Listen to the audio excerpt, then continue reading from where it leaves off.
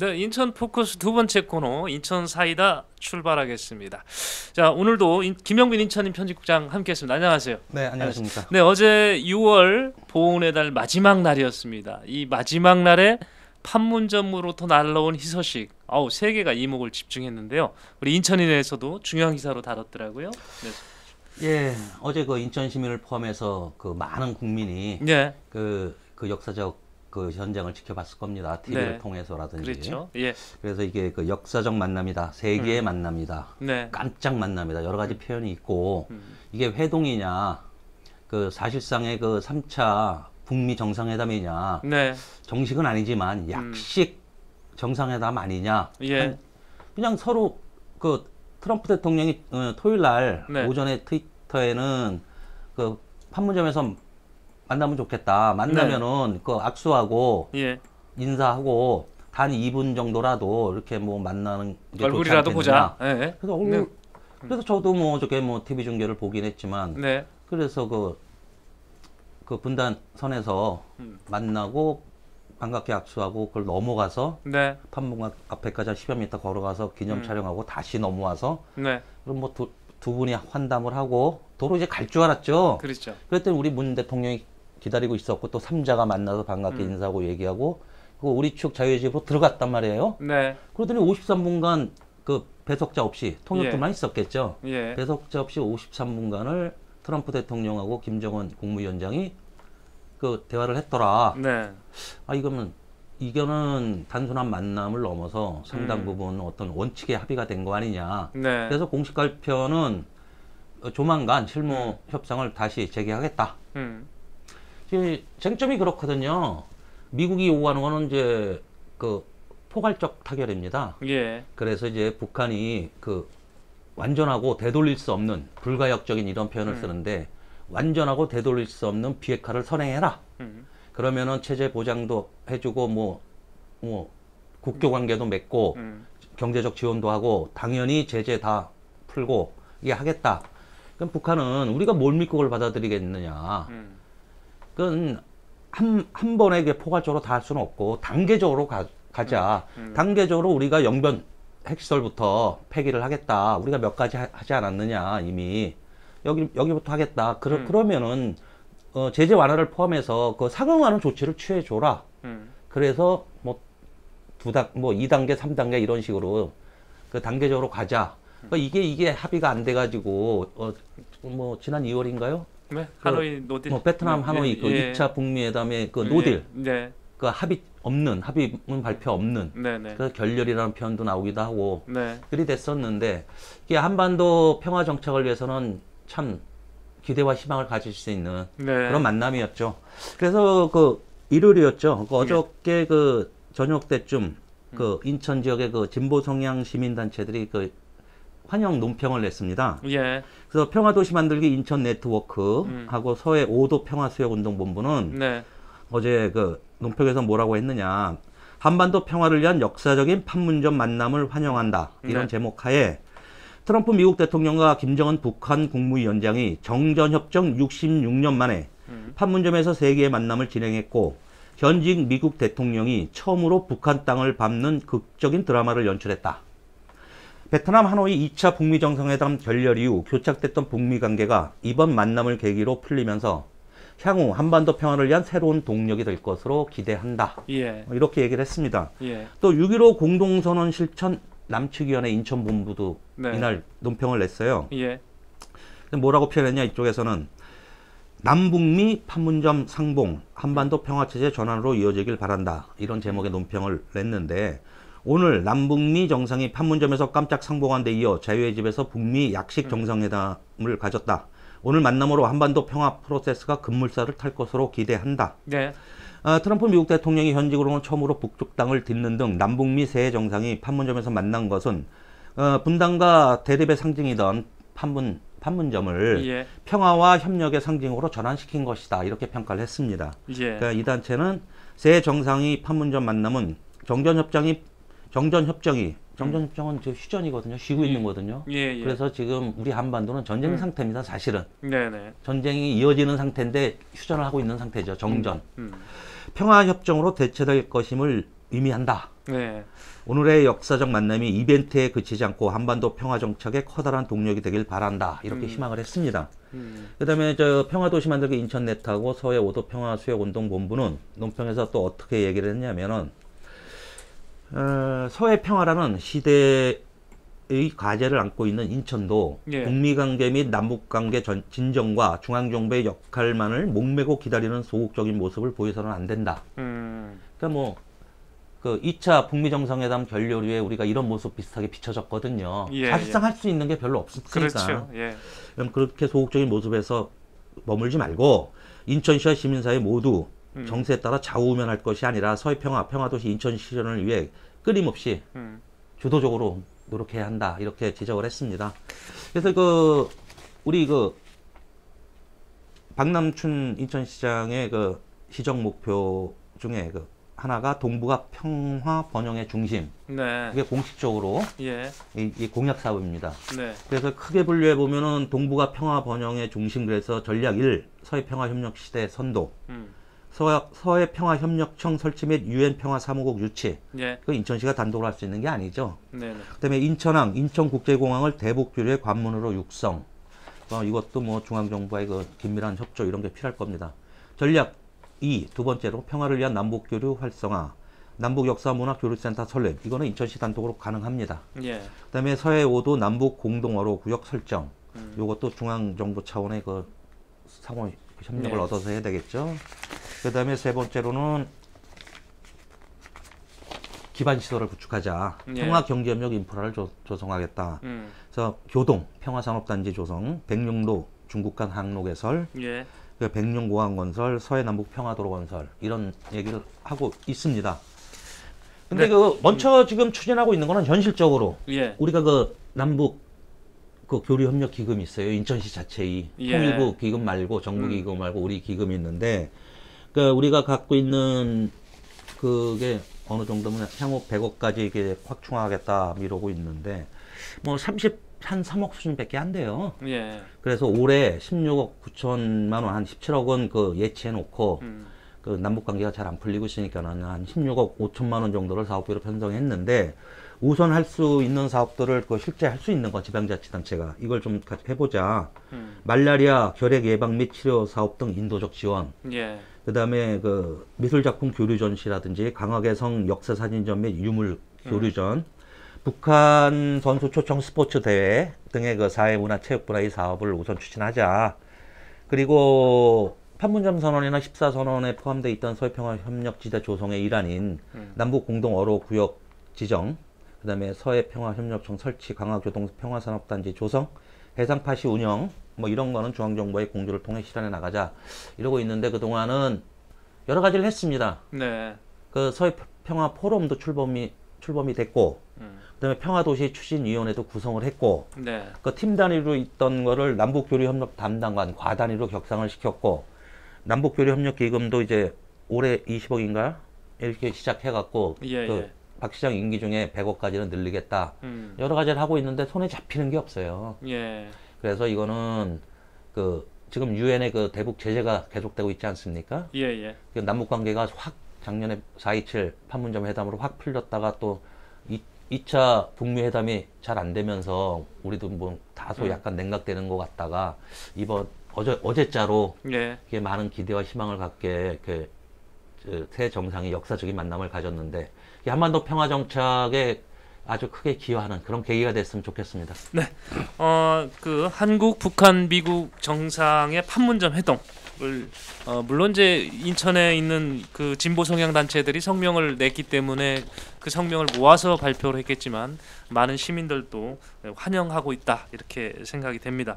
우리 그 김영민 국장께서 이번 그 정상회담을 통해서 우리 인천시가 하고 있는 평화 프로세스에 맞서 진행할 수 있는 그 사업들도 함께 같이 살펴봤습니다. 두 번째 기사로 넘어가겠습니다. 두 번째 꼭지는 좀 수돗물에 관련된 부분인데요. 네. 네네. 지난번에 이제 인천시가 계속 요번에 그 붉은 수돗물 사태를 놓고선 시민들한테 약속했던 게 6월 말까지는 수질을 이전 수준으로 회복시키겠다 이렇게 아주 뭐 약속을 했습니다. 근데 이게 지켜졌나요? 어떻습니까? 글쎄요.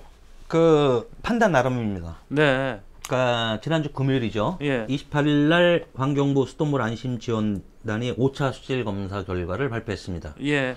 22일부터 채수를 시작해서 지난주 금요일, 예. 지난주 월요일인 24일부터 24, 25, 26, 27, 28 일일 발표를 하고 있습니다. 네. 그래갖고 28일 날 발표한 5차 수질 검사는 27일 날 채수한 거죠. 예. 그래서 그 뭐라고 발표했냐 공식적으로 인천의 수돗물 수질은 사고 이전 수준으로 회복됐다. 회복됐다. 이거 환경부에 있는 환경부 산하단체인가요? 지금 저 산하단체라기보다는 환경부가 주관을 해서 예. 각종 관련 기관 네. 관계자들이 이게 참여를 한 겁니다. 네. 네. 국립환경과학원이라든지 한국수자공사라든지 뭐 등등 예, 예. 이렇게 참여를 해가지고 예. 한국 그 환경공단 이런 네. 전문가들이 다 참여를 해서 수돗물을 안심하고 먹을 수 있도록 매일 수질 검사를 실시하고 다음날 그 결과를 일일 발표를 하고 있습니다. 네. 그래서 이 수질 검사 결과는 다 적합해요. 그 전에도 적합했던 것 같은데. 아니 불 격수사태 예. 발생 초기부터 그래, 수질 뭐는 다 적합했어요. 네, 네. 예. 그런데 문제는 수질 검사 항목이 65개 항목이 있는데 예. 그건 뭐 간이 검사를 하죠. 17개 네. 항목 또는 지금 수돗물 안심 지원단은 13개 항목을 해요. 예. 중금속 9개 항목. 음. 그 노후관이라든지 해서 이물질이 떨어져 나왔기 때문에 예. 섞일 수 있는 중금속 부분 9개. 예. 그 다음에 그 아주 일반적인 거, 그 산도, pH. 그 다음에 탁도. 그 다음에 그 이물질하고 관련돼 있는 뭐, 그게 뭐 증발 잔류물이라는 항목이 있어요. 예. 그거, 그 다음에 잔류염소. 요렇게 중금속 9개에다가 pH, 잔류염소, 탁도, 증발 잔류물 이렇게 4개를 더해서 13개만 하고 있어요. 예. 나머지는 거의 검출 안 되는 걸로 그 판단을 하는 건데 또 어떻게 돼 있냐면은 먹는 물 수질 기준 및 검사 등에 관한 규칙을 보면은 수질 검사 항목이 65개고 예. 65개 항목은 심미적 영양물질 뭐 15개. 그냥 심미적 영양물질, 그다음에 건강상 유해 영양 무기물질 예. 14개. 예. 건강상 유해 영양 그 무기물질 14개, 유기물질 17개. 예. 미생물 6개 항목. 소독제 및 소독 부산물 11개 항목. 그랬는데 심미적 영양물질은 건강에는 큰 영향이 없는데 예. 눈으로 보기에 그렇다는 거죠. 예. 예. 그래서 여기 보면은 뭐 탁도라든지 뭐 pH, 색도, 냄새, 맛 뭐 이런 거 다 심미적 영양물질에 들어가는데 특히 또 증발 잔류물, 세제, 철, 구리, 아연, 망간, 알루미늄 이 중금속 5가지는 심미적 영양물질에 처음부터 포함되어 있어요. 그래서 이게 건강상 유해 정도가 거의 없다 이렇게 판단이 되는 거죠. 처음부터. 예. 예. 그런데 이게 눈에 보인단 말입니다. 그렇죠. 예. 필터가 멀게지니까. 막 하루 이틀 만에 빨갛게 되고 막 네. 뭐 한두 달씩 쓰던 게 네. 그다음에 무슨 검은 무슨 이물질 같은 게 자꾸 보이고 그래서 그래서 발생 초기부터 수질 검사 적합 이 얘기를 자꾸 우리 시공무원들이 상수사업본부에서 계속 얘기를 해서 이게 분노를 키웠죠. 그렇죠. 피해 주민들의. 그래? 그럼 네가 먹어라. 니네 애들 시켜라. 이렇게 돼버린 거죠. 그러니까 지금도 환경부 마찬가지예요. 수질 검사 결과로는 이게 안심해도 좋은 수준인데 예. 이게 또 이제 정상화됐다 이렇게 발표하면은 정상화됐다고 했는데 뭐가 또 필터가 이렇게 벌게지고 이게 뭐냐 못 네. 믿겠다. 그렇죠. 예. 이게 불신이 제일 큰 문제거든요. 지금 예. 상황이. 예. 그래서 사고 이전 수준으로 수질은 회복됐으나 필터를 통한 실험 결과는 아직 만족할 만한 수준이 아니다. 애매해요. 그래. 정상화됐다는 거냐 아닌 거냐. 그 필터상으로는 좀 나온다 그런 얘기네요. 네네. 예. 그게 그래서 뭐 이 결과를 분석해보면 뭐냐. 수질 검사 5차 수질 검사를 했어요. 27일 날 최소해서 28일 날 이 결과를 발표했는데 36곳에서 수돗물 시료를 채취를 했죠. 예. 그 수용과 대표 지점 17곳. 그러면은 건물로 들어가는 직전에서 물을 채소한다든지 건물 안에서 예. 영업점에서 또는 가정집에서 아파트 안에 들어가서 수도꼭지에서 받는다든지 예. 이게 수용가 대표 지점 17곳입니다. 그 다음에 급수계통 14곳에서 물을 떠와요. 예. 급수계통은 물을 보내는 예. 그 정수지, 송수관로, 배수지 이런데 거 14군데서 떠오고 민원 현장, 네. 민원을 제기한 집에 가서 또 물을 떠와요. 네. 요번에는 이제 5차 때는 5군데 그래서 36곳. 이것을 해봤더니 그 13개 항목 수질 기준을 모두 만족시키더라. 지금까지 계속 그랬어요. 그렇죠. 이 수질 기준을 오버한 적이 없어요. 예, 예. 그래서 그 초기 때 단 9건이 그랬었어요. 뭐 몇백 건을 했을 때 철이 수질 기준을 한 번 오버했고 탁도가 8건을 오버했는데 재검사를 통해서 모두 적합 처리됐다. 예. 그래서 그때도 제가 재검사를 어떻게 하는 건지 잘 모르겠다 했는데 예. 그런 식으로 이제 벌써 한 달이 넘어가는데 그동안 뭐 수질 검사 결과 부적합 이 얘기는 거의 없습니다. 네, 네. 지금도 마찬가지입니다. 그래서 해봤는데 뭐 이거 괜찮더라. 그럼 문제는 적수 사태가 왜 발생했냐? 망관과 철이 네. 이 붉은색을 띠게 만듭니다. 이 두 가지 물질이. 네, 네. 가장 많이 나온 게 그 알루미늄이었는데 알루미늄은 색깔, 착색 유발 물질이 아니에요. 예. 철하고 망간이에요. 예. 지금은 철이 잘 안 나와요. 예. 망간이 아직 일부가 나오고 있는 거예요.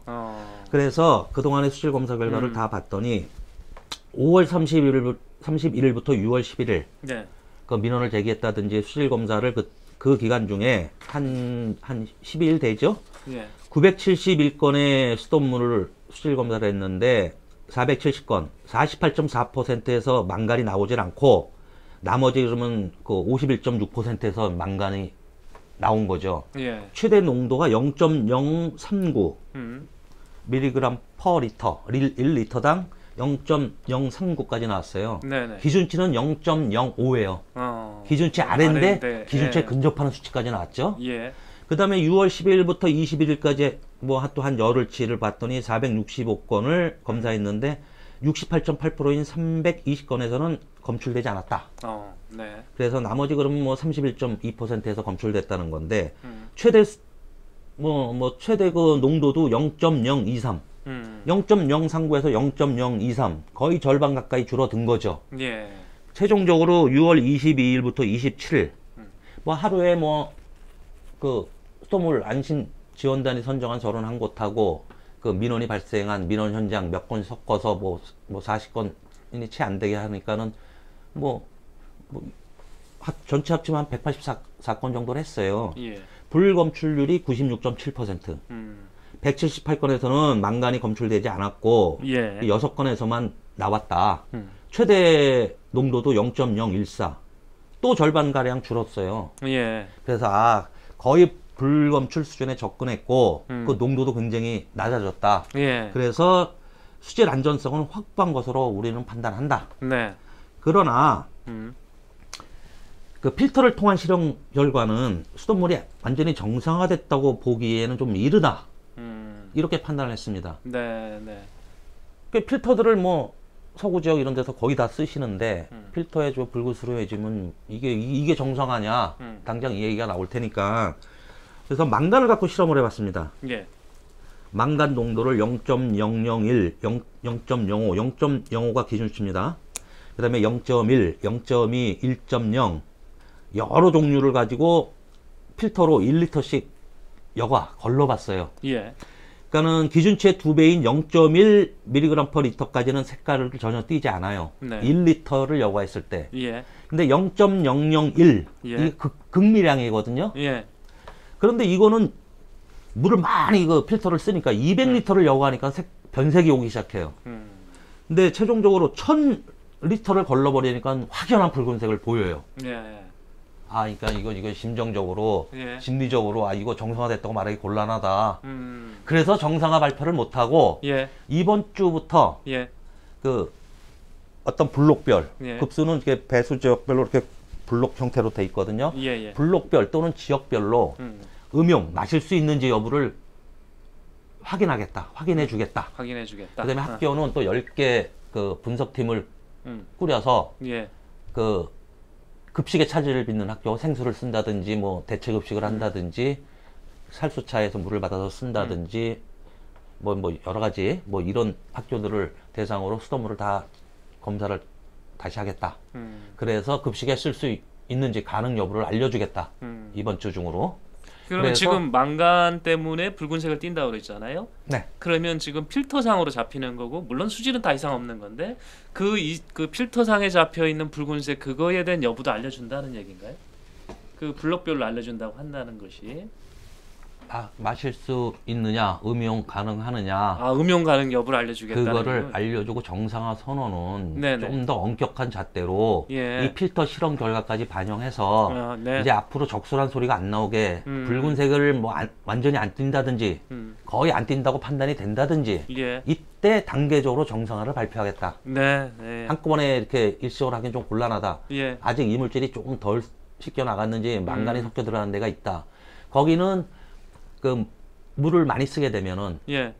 1000리터가 어느 정도 양인지 뭐 며칠에 걸쳐 쓰는 양인지 몰라도 또 필터가 붉은색으로 변할 수가 있다. 이렇게 네. 되면 또 불신이 온다. 그렇죠.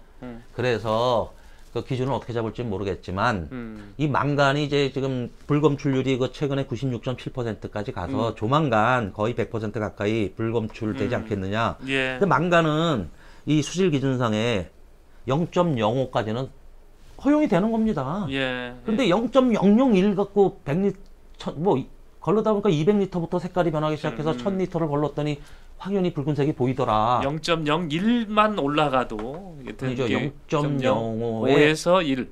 10배 아래면 0.005가 예. 되고 0.00이니까는 5배에 또 5배, 25배 낮은 예. 묽은 거죠. 예. 예. 그런데도 색깔 변색이 온다는 겁니다. 네. 기준치보다 저 아래쪽에 극밀하게 섞여 있는 걸로 실험을 해봐도 예. 물을 많이 걸르니까 그래서 이제 전문가들이 어떻게 얘기하냐. 철, 망간 등 착색 영양물질은 이온과 입자 형태로 존재한다. 네. 근데 그 수돗물에서는 거의 이온 상태로 존재하는데 이게 염소와 반응하면 산화되면서 입자성을 띠게 되고 예. 이 필터에 쉽게 들러붙게 된다. 음. 그래서 육안으로는 보인다. 네. 네. 약간 붉으스름하게 보인다. 그런데 수질 기준을 만족하는 0.05mg/L 네. 수질 기준을 만족하는 정도의 입자성 착색 물질은 인체에는 유해하지 않다. 무해하다. 이게. 처음부터 심리적 예. 영양물질로 분류돼 있어요. 예, 망간이. 예. 그런데 이거를 시민들이 그 엄청나게 민감하게 반응하고 있는데 이걸 수돗물이 완전 정상화됐다 이제 발표하는 게 서로 부담스러운 거예요. 지금 상황이. 네, 네. 알겠습니다. 그래서 아마 이번 주 중으로는 이제 그 정상화됐다고 하는 지역들이 이제 순차적으로 나오기 시작할 겁니다. 예. 이제 우리 수돗물 사태 수질 개선이 많은 부분에 수질 개선된 거는 맞습니다. 지금 조사 결과를 놓고 말씀드리는 건데요. 수질은 많이 개선됐으나 아직 불씨는 개선되지 않았다. 이렇게 제가 이 기사를 정리를 좀 하고 싶습니다. 세 번째 기사를 하겠습니다. 지금 글씨가 좀 작아서 잘 안 보이는 것 같은데요. 이제 11공구의 송도 바이오 클러스터 조성 사업에 탄력을 받게 됐다. 이런 요지의 기사입니다. 근데 제가 이 기사를 보고 네. 이 바이오 클러스터는 지금 4공구, 5공구에 지금 조성이 돼 있잖아요. 돼 있죠. 근데 이들 업체가 계속 공장 확장 용지를 좀 더 달라 이렇게 요구했던 거 아닙니까? 그러고 있습니다. 그러고 있는 거죠. 네. 그러면 그분들의 요구가 그 기업들의 요구가 11공구에 반영이 된다 이런 얘기인가요? 이미 11공구에 기존에도 반영이 돼 있었죠. 예. 그런데 어떻게 돼 있었냐면은 그 산업용지하고 그 연구시설 용지인데 예. 뭐 연구소가 들어온다든지 공장이 들어와야 되니까 예. 그게 좀 부족하다. 음. 그래서 그 인천 경제청 입장에서는 좀 늘렸으면 좋겠다. 예. 이 바이오 산업이 어떤 그 인력이나 고용 인력 창출 이게 좀 큽니까? 글쎄요. 제가 아는 바로는 그다지 큰 것 같지는 않던데요. 근데 경제청도 이렇게 동의를 해주고 하는 뭐 이외에는 무슨 지역 경제에 어떤 도움을 주니까 이렇게 나서서 도와주려는 그런데 이 바이오 산업 생명공학 쪽인데 예. 이게 그 당장은 인력 창출 효과가 크지 않더라도 그 네. 산업 연관관 이게 효과가 큽니다. 산업 그러면은 연관. 우리가 예. 지금 주목하는 건 셀트리온이나 삼성 바이오로직스나 예. 그 생산 공장 예. 여기만 자꾸 쳐다보는데 그러면은 바이오 공정 기술을 뭐 훈련시키고 네. 뭐 하는 교육하고 하는 그 관련된 기자재를 생산한다든지 예. 뭐 여러 가지 그 연관 산업들이 많거든요. 예. 그래서 이거는 이미 송도가 그 예. 단일 도시 기준으로는 가장 많은 바이오 의약품 생산 시설 용량을 갖췄어요 이미. 네. 이게 그 예. 삼성 바이오로직스가 제일 크고 네. 그다음에 셀트리온이 또 엄청나거든요. 예.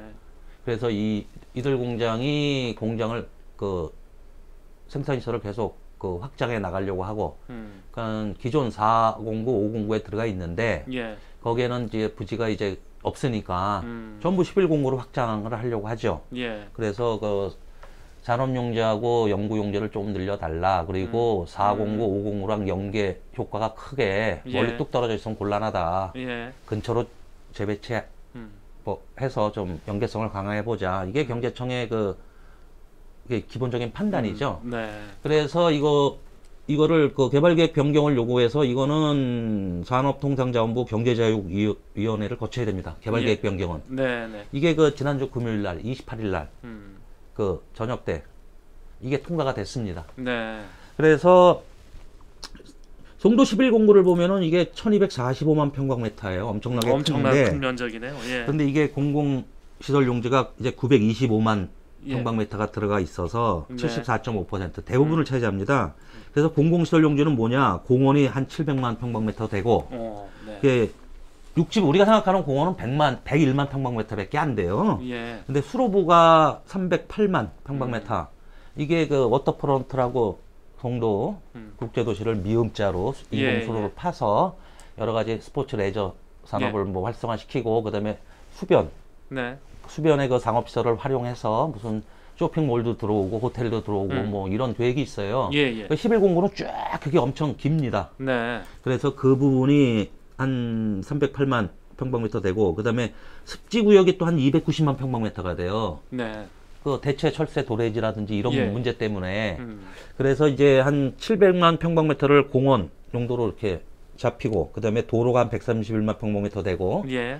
공공녹지 39만 평방미터 무슨 공공공지 13만 평방미터 학교 12만 평방미터 뭐 공급처리시설 주차장 공공청사 자동차 정류장 문화시설 트램 역사 유지관리 용지 종교시설 광장 예. 충전소 주유소 이런 게 다 공공시설 용지로 속합니다. 네, 네. 그래서 이 부분을 빼면 예.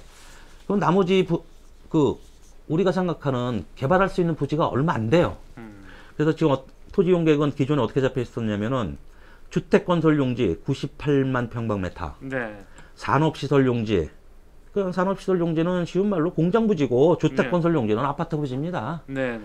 아파트 부지 98만 평방미터, 공장 용지 91만 평방미터, 연구시설 용지, 뭐 연구소라든지 이런 것들 들어오는 거죠. 이게 84만 평방미터. 예. 그다음에 상업시설 용지 25만 평방미터, 복합개발 용지 11만 평방미터, 근린생활시설 용지 뭐 7만 9천 뭐 평방미터 뭐 이런 식으로 계획이 돼 있었어요. 근데 이게 개발 계획이 변경되면서 늘었죠. 산업 용지하고 연구시설 용지가 기존에 175만 4,533평방미터에서 182만 8,750평방미터, 약 7만 4,217평방미터 정도 늘었습니다. 네. 뭐 그렇게 넓다고는 볼 수 없죠. 예. 2만 몇천 평 될 겁니다. 네, 평으로 네. 환산하면. 여튼 일단 그게 늘었고 그렇다고 이게 뭐 적은 면적도 아니에요. 네, 네. 중소기업 같으면 몇백 개 들어올 수 있는 그러겠죠. 그런 규모죠. 뭐 저기 뭐 아파트 공장처럼 뭘 짓고 하면 이 정도 부지라면. 네. 그리고 더 중요한 거는 기존에 셀트리온이 들어있던 409, 삼성 바이오로직스하고 삼성 바이오 에피스가 기존에 이미 들어와 있는 509, 예. 그 인접 쪽으로 전부 전환 배치합니다. 네. 저 위쪽에 있던 부분을 연구시설 용지로 돌리고 그 생산 시설이 들어갈 수 있는 산업 용지는 전부 4509 인근으로 다 끌고 내려왔어요. 예. 그래서 같이 붙여버렸습니다. 네. 그래야 연계성, 연계효과가 크다. 그렇겠죠. 그래서 이거를 투자 유치를 확보하거나 연계성을 강화하자. 좋은 측면으로 보면 그렇고 예. 조금 색안경을 끼고 보면 아니 대기업 셀트리온하고 삼성 바이오로직스한테 특혜를 주려고 저들한테 또 편의 제공하려고 또 아주 열심히 또 뭐 이렇게 뭐 계획을 변경해주고 있구나. 예. 뭐 이런 판단을 할 수 있어요. 그리고 삼성 바이오로직스는 예전에 그 기존의 부지를 인천경제청으로부터 인천시로부터 50년 무상임대를 받았습니다. 그렇죠. 예. 30년 무상임대 플러스 20년 추가 연장할 수 있다 그래서 지금 50년 무상임대가 들어와 있어요. 네. 그리고 저 셀트리온은 샀죠. 조성원가에. 예. 그 셀트리온은 409에 들어있는데 셀트리온 그 부지가 19만 706평방미터고 그 709, 509에 들어와 있는 삼성 바이오로직스 요거는 27만 4천 평방미터, 삼성 바이오 에피스는 10만 179평방미터. 네. 뭐 이렇게 돼 있습니다. 그런데 삼성 바이오로직스하고 셀트리온이 그 몇십만 평방미터씩 더 달라. 지금 그리고 있어서 이게 특혜 논란도 벌어질 수 있고 향후 어떤 위치에 어느 정도의 규모로 또 땅값을 어떻게 할 것이냐. 이게 지금 다 이걸 복합적으로 봐야 특혜 여부를 판단할 수 있겠죠. 그렇죠. 이게 조성원가를 달라고 요구를 하고 있는 건가요? 업체 측에서는? 그 땅값 부분에 대해서는 지금 명쾌하게 결정된 건 없습니다. 아직 좀 시간이 남아 있기 때문에 네. 괜히 그 미리 얘기했다가는 여러 가지 뭐 특혜 논란에 휩싸일 수도 그렇겠죠. 있겠죠. 예. 서로 말을 아끼고 있습니다. 네. 그래서 이제 우리가 판단할 때는 이것을 그 여러 가지 그 투자 유치 효과를 봤을 때는 조성원가 이하로도 법상 줄 수 있단 말입니다. 예. 무상임대도 가능하고 예. 외자 유치가 예. 뭐 되고 했을 때 외국인 투자자일 경우에 네. 근데 전부 여기 공도에 들어오는 업체들은 그 외투를 빌려 입고 들어와요. 예. 전부 외투 기업이에요. 예. 우리가 알기에 셀트리온은 우리나라 국내 기업인데 예. 그 외국인 투자자가 그 싱가포르의 테마섹이라고 잡혀 있어요. 예. 몇 퍼센트인지 모르겠지만 그리고 삼성 바이오로직스의 외국인 투자자는 미국의 퀸타이즈라는 회사고 삼성 바이오에피스의 외국인 투자자는 이건 제법 이름이 있죠. 유명하죠.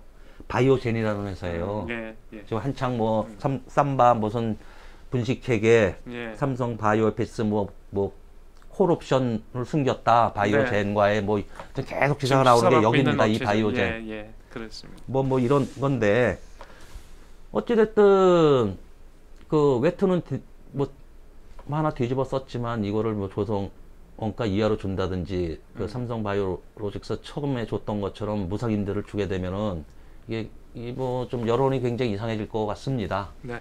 그리고 특히 또 셀트리온은 또 우리 박남순 시장하고 최고 동기 동창이시라 회장께서 예. 그거 잘못하면은 오해를 받을 예. 소지가 많아서 그렇게는 안 할 것 같고 경제청이 그래서 어떤 전략을 내놨냐 그런 특혜 그 의혹 특혜 논란 이런 거를 의식해서인지 몰라도 네. 이 전략을 바꾸겠다. 예. 조성 전략을. 그 뭐 기존에는 셀트리온이나 삼성 바이오로직스 등 제조 선도 기업 중심으로 네. 바이오 단지를 조성하고 했다면 앞으로는 그 플러스 R&D 중소 중견기업, 창업기업, 네. 벤처기업 뭐 이런 데가 같이 어우러져서 바이오 산업 생태계를 이뤄가지고 네. 윈윈할 수 있도록 예. 그렇게 해나가겠다. 뭐 립서비스 있을 가능성이 높은데 어찌됐든 그러면은 벤처기업이나 뭐 중소 중견기업을 얼마나 데려올 것인지 이들이 말한 대로 될 것인지 그래서 그 바이오라든지 그런 기자재 뭐 여러 가지 그 의료 분야의 기자재 만드는 회사라든지 뭐 중소 중견기업 한 90여 개 그다음에 그 스타트업 벤처 창업기업 이런 거 한 150개에서 한 250여 개 정도를 중소 중견기업 벤처기업을 그 유치하겠다 끌고 와서 지원을 하겠다. 예. 예. 그래서 기존의 그 대기업 중심에 한 50여 개 기업하고 합쳐서 한 300여 개가 대기업부터 저 창업기업까지 이렇게 같이 쫙 생태계가 어우러져서 서로 윈윈할 수 있는 그런 구조로 가겠다 그러는데 그게 뭐 잘 될지는 두고 봐야 될 겁니다. 네. 여하튼 지금 409와 509에 그 몰려 있는 그 바이오 산업이 좀 더 확장을 위해서 1109에 그 같은 송도 바이오 클러스터 단지가 들어선다. 이거는 이제 분명한 사실이고요. 그렇죠. 그저의 땅을 어떻게 매각하고 뭐 이 부분은 이제 논의가 돼야 되겠지만 이를 통해서 송도 1109의 그 송도 그 클러스터 단지와 409, 509가 바로 붙을 수 있도록 이렇게 또 배치하겠다는 그런 기사였었습니다. 네, 오늘도 이제 세 꼭지 저희가 들춰봤고요. 첫 번째 기사부터 우리 굉장히 그 관심이 많았었던 한국, 북한, 미국 정상들의 그 회동 좋은 성과가 앞으로도 이어졌으면 하는 그런 기대를 가지면서 오늘 인천 사이다 마치도록 하겠습니다. 수고하셨습니다. 네, 수고하셨습니다.